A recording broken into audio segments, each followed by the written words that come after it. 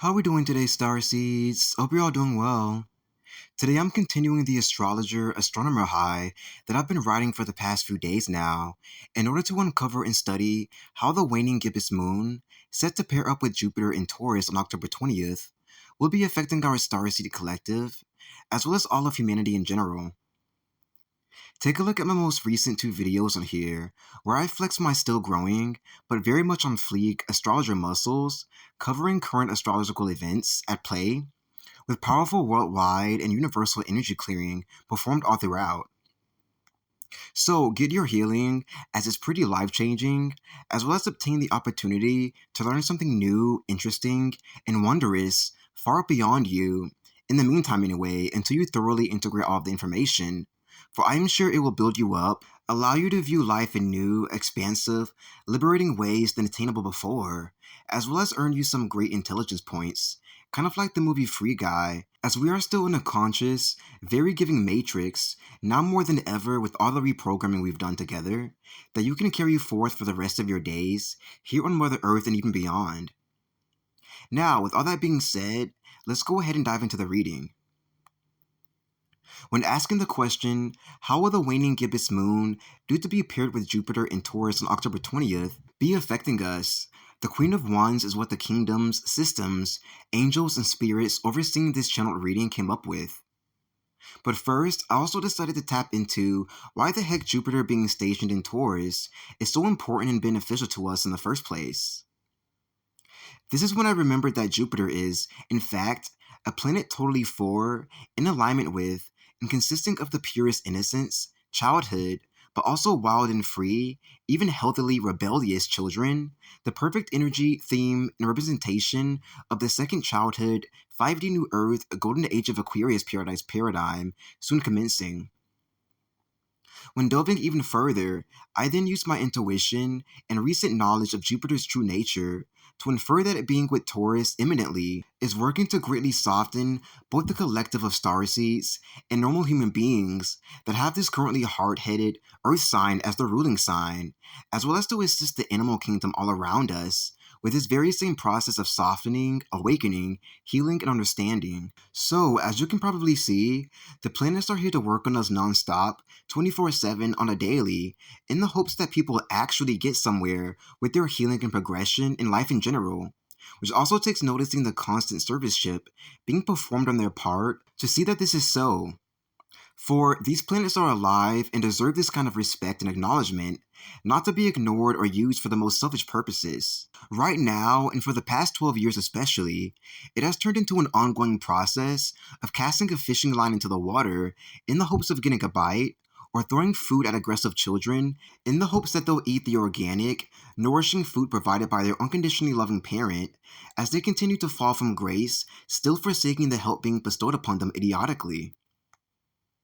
If you've been following my mission of shutting down the stolen, hijacked Matrix B system over the past several months, then this is a telltale sign that we have, in fact, made it to the reinstated primordial timelines 2.0 version, as it is not the original fresh primordial timeline from 2,000 years ago, nor the energy that consisted within it by far, making everyone who agrees with it, or even whom's been unfairly stolen by it, behave like cavemen, cavewomen, or baboon versions of their former selves, erasing and deleting the most important aspects of humanity, the more and more they blindly say yes to this backwards, inverted, distorted satanic coding structure.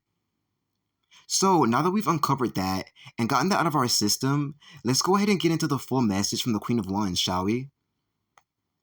First up, I'm feeling both the energies of the entire witch age dying out, fading away, and being put to complete rest, signified by the black, Salem-looking cat planted right in front of the black, cheerful young queen, as well as the energies of more support on a personal heart level of understanding, merging into those of us whom are worthy and have been depleted of this natural form of love and safety net of comfort, like we rightfully deserve on birthright levels.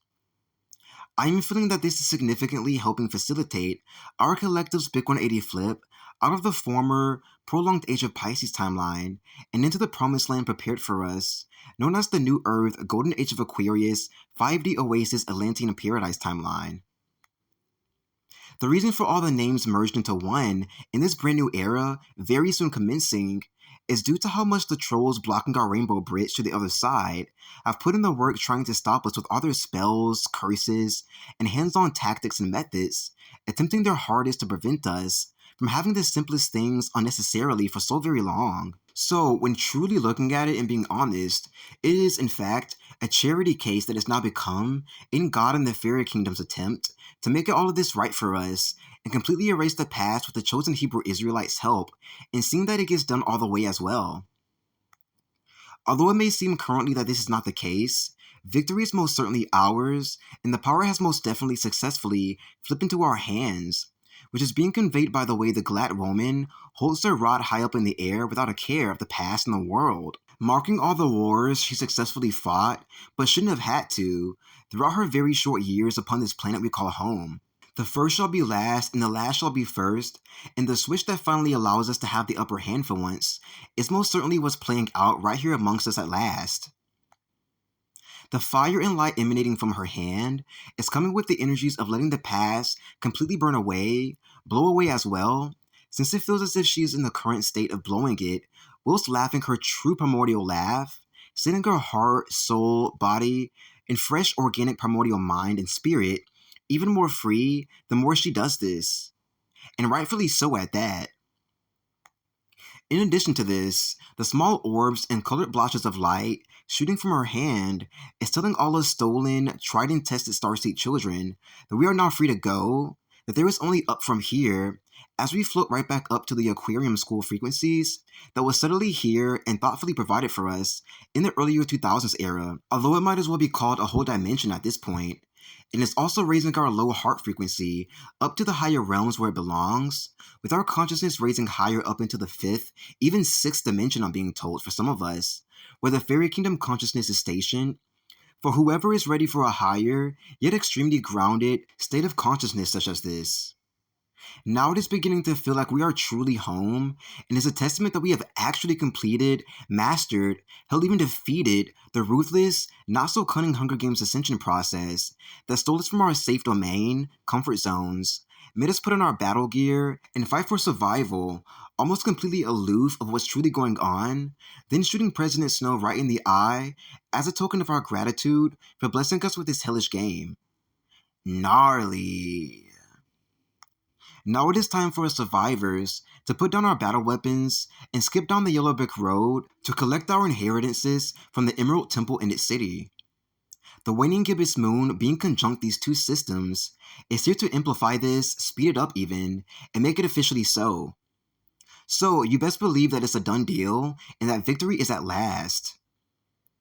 And that concludes this tarot reading and energy healing session, covering just why the heck the moon decided to poke its nosy head nearby Jupiter alongside Taurus this fall season.